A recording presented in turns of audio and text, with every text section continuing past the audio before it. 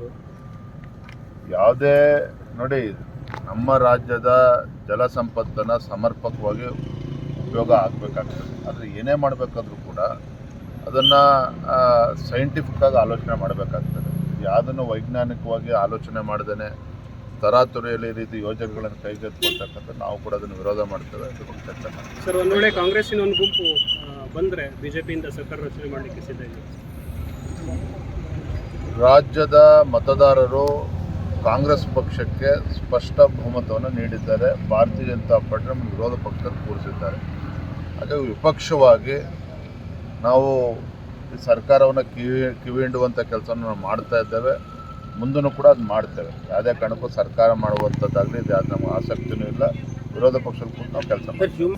Sir, ಕೇಂದ್ರ ಸರ್ಕಾರದ ಯೋಜನೆಗಳನ್ನು ಅನುಷ್ಠಾನ ಮಾಡೋದಕ್ಕೆ ರಾಜ್ಯ ಸರ್ಕಾರ ಸಹಕಾರ ಕೊಡ್ತಾ ಇಲ್ಲ. ಹಾಗಾಗಿ ಅನೇಕ ಯೋಜನೆಗಳು ಕಾರ್ಯರೂಪ ಆಗ್ತಾ ಇಲ್ಲ. ನಮ್ಮ ಜಿಲ್ಲೆಯಲ್ಲೂ ಒಂದು ದೊಡ್ಡ ಷಡ್ಯಂತ್ರ ಕುತಂತ್ರ ಕಾಂಗ್ರೆಸ್ ಸರ್ಕಾರದಲ್ಲಿ ನಡೀತಾ ಇರುವಂಥದ್ದು. ಕೇಂದ್ರದ ಯಾವುದೇ ಯೋಜನೆಗಳನ್ನು ಸರಿಯಾದ ರೀತಿಯಲ್ಲಿ ಅನುಷ್ಠಾನ ಮಾಡದೇ ಇರುವಂಥದ್ದು. ಮತ್ತು ತಮಗೆ ಗೊತ್ತಿದೆ, ಈಗಾಗಲೇ ಹಿಂದಿನ ಪದ್ಧತಿಗೆ ಬದಲಾವಣೆ ಆಗಿದೆ.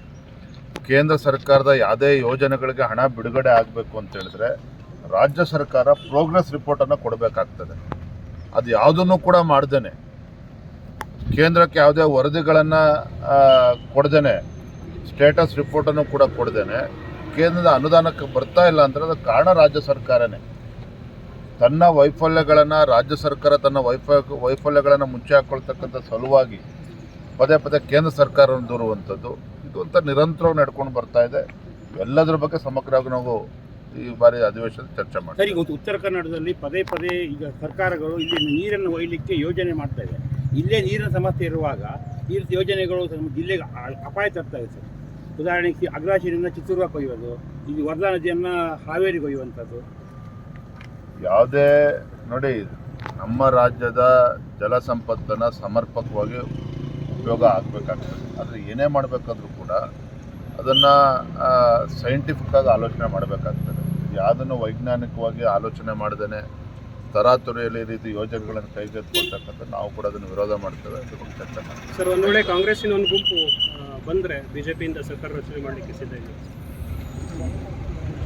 ರಾಜ್ಯದ ಮತದಾರರು ಕಾಂಗ್ರೆಸ್ ಪಕ್ಷಕ್ಕೆ ಸ್ಪಷ್ಟ ಬಹುಮತವನ್ನು ನೀಡಿದ್ದಾರೆ. ಭಾರತೀಯ ಜನತಾ ಪಾರ್ಟಿ ನಮ್ಮ ವಿರೋಧ ಪಕ್ಷದಲ್ಲಿ ಕೂರಿಸಿದ್ದಾರೆ. ಹಾಗಾಗಿ ವಿಪಕ್ಷವಾಗಿ ನಾವು ಈ ಸರ್ಕಾರವನ್ನು ಕಿವಿ ಹಿಂಡುವಂಥ ಕೆಲಸವನ್ನು ನಾವು ಮಾಡ್ತಾ ಇದ್ದೇವೆ. ಮುಂದೂ ಕೂಡ ಅದು ಮಾಡ್ತೇವೆ. ಯಾವುದೇ ಕಾರಣಕ್ಕೂ ಸರ್ಕಾರ ಮಾಡುವಂಥದ್ದಾಗಲಿ ಇದು ಯಾವ್ದು ನಮಗೆ ಆಸಕ್ತಿನೂ ಇಲ್ಲ. ವಿರೋಧ ಪಕ್ಷದ ಕೂಡ ನಾವು ಕೆಲಸ ಮಾಡ್ತೀವಿ. ಶಿವಮೊಗ್ಗ, ಉತ್ತರ ಕನ್ನಡದಲ್ಲಿ ಅತಿಕ್ರಮಣ ಸಮಸ್ಯೆ ಭಾಳ ಇದೆ.